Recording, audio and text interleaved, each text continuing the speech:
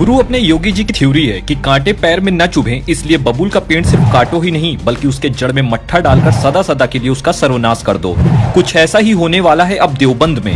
हाँ, वही देवबंद जो कभी आतंकी गतिविधियों और देश विरोधी घटनाओं का गढ़ माना जाता था, जहाँ से तालिबान एवं अन्य आतंकी संगठनों से सीधे संबंध होने की भी बात सामने आई थी।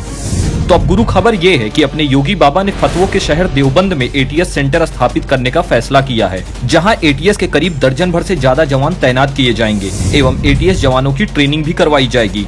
यूपी सरकार ने देवबंद में 2000 वर्ग मीटर जमीन भी एटीएस को ट्रांसफर कर दी है।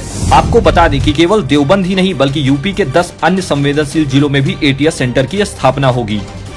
लेकिन जब से बाबा योगी ने देवबंद में एटीएस सेंटर खोलने का फैसला किया है, तब से तालिबानी सोच रखने वाले फतवा ब्रिगेड कंपनी में डर का माहौल है।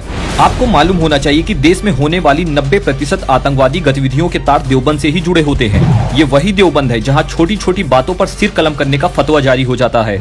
उनकी ओर से फतवे में इन बातों का जिक्र किया गया है कि चुस्त और चमक धमक वाला अगर बुर्का पहनती है महिलाएं तो वो पुरुषों को अपनी ओर आकर्षित करती हैं। इस वजह से इस तरह के बुर्के को बैन किया जाए दारुल उलूम देवबंद की ओर से। आज अफगानिस्तान में तालिबान जिस विचारधारा को लेकर निर्दोषों का कत्लेआम कर रहा है, देवबंद भी उसी विचारधारा का पोषक है। योगी बाबा के इस फैसले से जहां पूरे यूपी की जनता खुश है, तो वहीं तुष्टीकरण की राजनीति करने वाला विपक्ष विलाप कर रहा है। सपा नेता राम गोविंद चौधरी ने तो यहाँ तक कह दिया कि मुसलमानों को डराने के लिए सरकार ये कर रही है। सपा नेता राम गोविंद चौधरी का बड़ा बयान आया। उन्होंने कहा कि ये डराने के लिए एटीएस हेडक्वार्टर बनाया गया है। सपा, बसपा और कांग्रेस का यह विरोध बताता है कि कहीं न कहीं ये लोग उस तालिबानी विचारधारा का समर्थन करते हैं। लेकिन आज योगी जी के नेतृत्व में आतंक और आतंकियों की जड़ पर प्रहार कर उसका सदा सदा के लिए अंत किया जा रहा है।